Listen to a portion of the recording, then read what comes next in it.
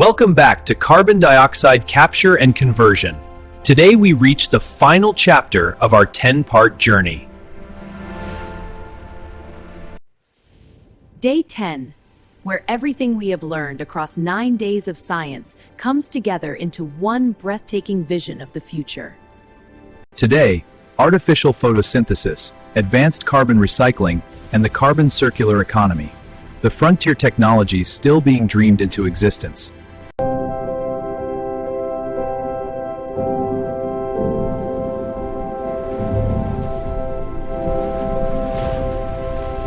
Day 1, the CO2 crisis. Day 2, its sources. Day 3, how we trap it. Day 4, the 3 major capture strategies. Day 5, purification and transport. Day 6, methanol. Day 8, plastics, urea, and synthetic fuels. Day 9, green hydrogen powered everything. Today, Day 10, we look at where this entire field is heading. Let us begin with artificial photosynthesis. First, we need to appreciate what natural photosynthesis actually does. Every green leaf takes sunlight, water, and CO2, and converts them into glucose and oxygen, silently, efficiently, and sustainably. CO2 and water, powered by light, become sugar and oxygen, the foundation of all life on Earth. Artificial photosynthesis replicates this, producing hydrogen or methanol directly from CO2, water, and sunlight. No external electricity required. A photoelectrochemical cell absorbs sunlight and uses that energy directly to convert CO2 and water into fuel. A photocatalyst absorbs photons, generates energetic electrons, and drives CO2 reduction reactions directly from sunlight. MIT, Caltech, Cambridge, and the Dalian Institute have all demonstrated artificial photosynthesis devices converting CO2 into fuels using only sunlight. Caltech's Joint Center for Artificial Photosynthesis, funded by the U.S. Department of Energy, has been developing practical systems for over a decade. Cambridge University's 2022 breakthrough, a floating artificial leaf converts CO2 and sunlight directly into syngas, no power source required.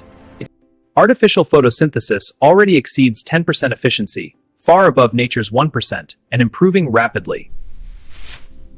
Electrochemical CO2 reduction uses electricity to directly convert CO2 into chemicals and fuels in a single electrochemical cell.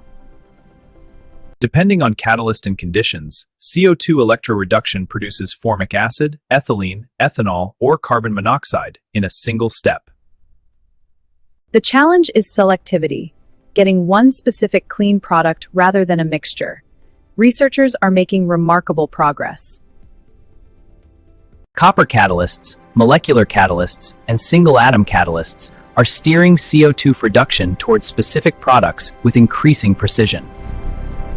Biological conversion, engineered bacteria, algae, and yeast, genetically modified to consume CO2 and produce valuable chemicals and fuels.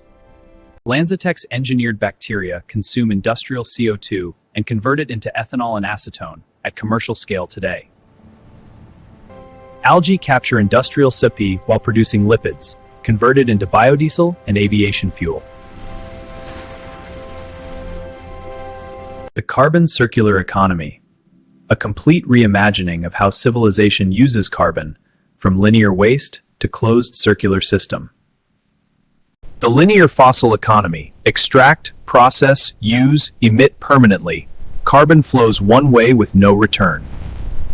In the carbon circular economy, every CO2 molecule is captured, recycled, and converted back. No waste, no permanent emissions. The same carbon atom cycles continuously: fuel, combustion, capture, conversion, fuel again, powered by renewable energy. Zero net atmospheric addition.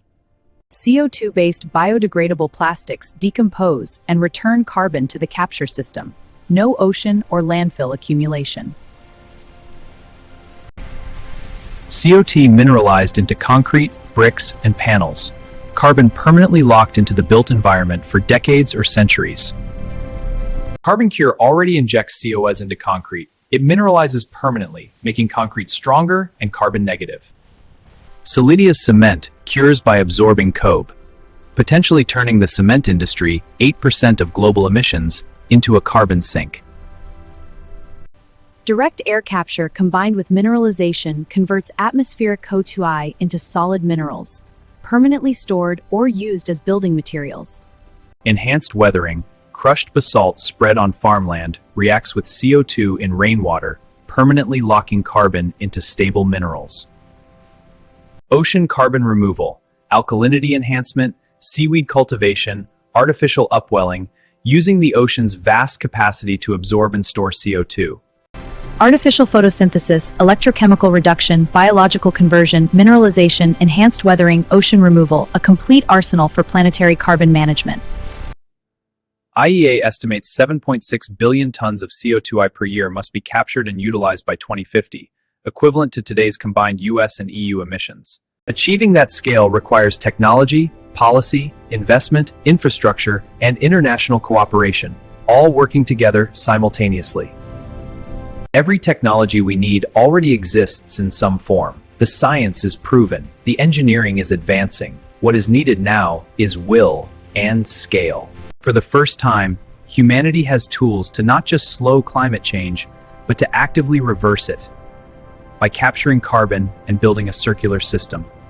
The 10 steps of this series, not isolated technologies, but interconnected pieces of one integrated solution.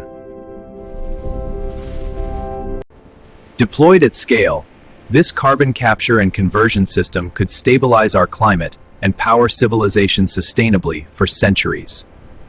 Thank you for joining us on this 10-day journey through the science of carbon dioxide capture and conversion.